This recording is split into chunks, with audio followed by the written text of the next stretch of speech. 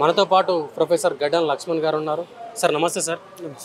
Sir మధ్య భారతంలో మావోయిస్టుల పేరుతోనే అటు ఆదివాసుల పైన మారణకాండ జరుగుతుంది. అసలు ఎలా చూడొచ్చు దాన్ని? అసలు అంటే మారణకాండ భారత ప్రభుత్వం చేస్తుందంటే భారత ప్రభుత్వానికి మావోయిస్టుల మీద కోపంతో కాదు, ఏం కోపం లేదు. ఆదివాసీల మీద కోపం లేదు. మరి కోపం లేకుండా ఎందుకు చంపుతుంది? ఎందుకు చంపుతుందంటే మార్చి ఇంకొక 8 నెలల్లో చంపేస్తుందట. ఎందుకు చంపుతుంది అనేది మనకు వివరణ కావాలి. అక్కడ బీజేపీ ప్రభుత్వంలోకి వచ్చి 10 సంవత్సరాలు దాటిపోయింది.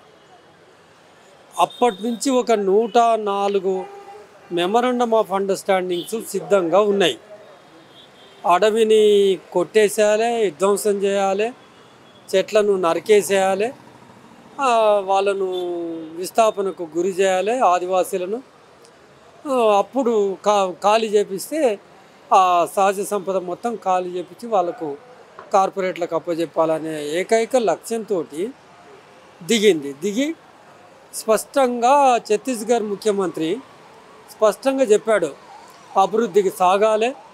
అభివృద్ధి సాగాలంటే ఆ భూమి గర్భంలో ఉన్న వనరులు వెలికి తీయాలి, వాటిని మేము వేగంగా తీస్తాం, ప్రపంచ దేశాల్లో పెద్ద దేశంగా భారతదేశాన్ని మారుస్తాం.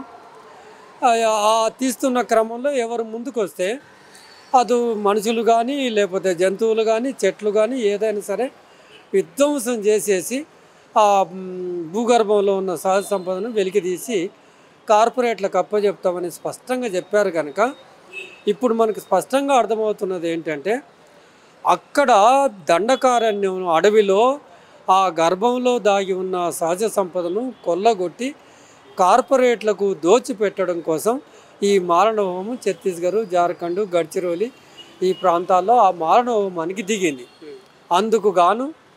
అందుకు గాను దాదాపుగా 6 లక్షల పైగా సైన్యాన్ని అక్కడ దింపి ఉంది. బార్డర్ సెక్యూరిటీ ఫోర్స్ అంటాం, సరిహద్దు భద్రతా బలగాలు. ఆ సరిహద్దు భద్రతా బలగాలు ఛత్తీస్గఢ్లో ఎట్లా ఉంటాయి అనేది సమాజం ఆలోచించాలి. ఇదేం బార్డరా? ఆ యుద్ధ శకటాలు ఉన్నాయి. యుద్ధ శకటాలు ఎట్లుంటాయి ఈ ప్రాంతంలో? అది యుద్ధం అని ప్రకటించింది. ఆ యుద్ధం అనేది సొంత భారత పౌరుల మీద ఇంత భయంకరమైన యుద్ధం చేయటము ఎంత అన్యాయం అనేది పౌర సమాజం ఆలోచించాలి. అంటే అన్ని శక్తులు ఒడ్డి సైన్యాన్ని, శకటాలను, క్యాంపులను 650 క్యాంపులను ఏర్పాటు చేసింది. ఈ క్యాంపులను పెట్టి సైన్యాన్ని పెట్టి మొత్తం వాళ్ళను చంపేసే మారణహోమానికి నాంది పలకటం అనేది ఓపెన్గా బహిరంగంగా కేంద్ర హోంశాఖ మంత్రి చంపండి, నరకండి, తుదముట్టించండి, చివరి నక్సలైట్లను కూడా ఎక్కడ దాగి ఉన్నా పట్టుకొచ్చి చంపేయండి అంటుంది. ప్రజాస్వామిక దేశంలో ప్రజలకు బాధ్యత పడ్డ ఒక ప్రజాప్రతినిధి ఆ పరిభాషలో మాట్లాడవచ్చా అనేది ఇవాళ దేశవ్యాప్తంగా చర్చ జరగాలి. మేము చంపుకుంటూ పోతాం అనేది ఇప్పుడు భారత ప్రభుత్వానికి కానీ పోలీసులకు కానీ వాళ్ళ విధి ఎట్లా ఉంటుంది అంటే, ఎవరైనా ఆయుధాలు పట్టి ఉంటే అది నేరం. ఎవరైనా సరే ఆయుధాలు పట్టినా కానీ ఏదైనా నేరం చేస్తే న్యాయస్థానం ముందు నిలబెట్టాలి. న్యాయస్థానం ముందు నిలబెట్టే విధిని పక్కకెట్టేసి మేము చంపేస్తామంటే అది అంతక చర్య కాదా? అది న్యాయం అవుతుందా? ప్రజాస్వామిక దేశంలో ఈ హింసకు తావు ఉంటుందా? ఇప్పటి సమాజం కూడా ఆలోచించాల్సింది ఏంటంటే ఆదివాసీలను, మావోయిస్టులను చంపేయటం దగ్గర ఆగదు అది. ఆ తర్వాత కమ్యూనిస్ట్ పార్టీలు అంటారు, కమ్యూనిస్టులను చంపేయాలంటారు, తర్వాత ముస్లింలను చంపేయాలంటారు, తర్వాత క్రిస్టియన్స్ని చంపేయాలంటారు. ఎవరు బీజేపీకి వ్యతిరేక గొంతు ఎత్తితే వాళ్ళందరినీ చంపేయాలంటారు. వాళ్ళ లక్ష్యం ఏంటి? ఒకే దేశం, ఒకే జాతి, ఒకే మతం, ఒకే నాయకుడు, ఒకే పార్టీ, ఒకే ఆహారం, ఒకే ఆహార్యం. అంటే ఆహారం తిన్న వాళ్ళను కూడా చంపేస్తున్నారు, గొడ్డు మాంసం తింటే కూడా చంపేస్తున్నారు. ఇదంతా ఆర్ఎస్ఎస్ భావజాలంలో భాగంగా జరుగుతున్న కుట్ర.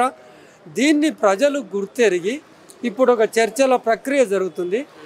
ఈ మారణ హోమాన్ని ఆపటం కోసం కొంతమంది మేధావులు రిటైర్డ్ న్యాయమూర్తులు ముందుకు వచ్చి ఓ చర్చల ప్రక్రియ ముందుకు తీసుకెళ్తున్నారు కనుక ఈ ఆదివాసీలను రక్షించటం కోసం వాళ్ళ మారణ హోమాన్ని ఆపడం కోసం వస్తున్న ఈ చర్చల ప్రక్రియలో అందరూ భాగస్వామ్యులు కావాలని మేము కోరుతా ఉన్నాం.